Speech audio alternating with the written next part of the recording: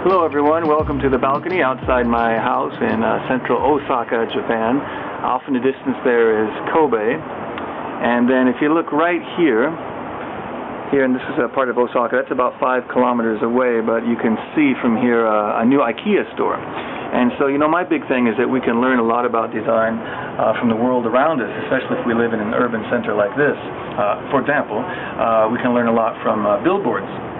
Now, Nancy Duarte, in her new book, Slideology, actually said that the billboard is probably the closest thing to the modern-day slide. Things have to be understood in an instant, in 3 seconds, she says. So I rode my bike down to the Ikea store just to look at the signage that was around it. And as you can see, some of the signs that I put up here are very similar, actually, to a lot of slides that I've used for many years. And they follow some basic design conventions, very visual, of course. The type is very clear. There's good use of contrast. You see the image has a full bleed off the side. Often, of course, empty space is well utilized. So anyway, I explain a little bit about this more in detail down below, and there's a few more snaps. But I think the lesson is, again, that we can learn a lot about design just from slowing down and looking at the great design around you. All right, well, that's it for now from Osaka, Japan. Bye-bye.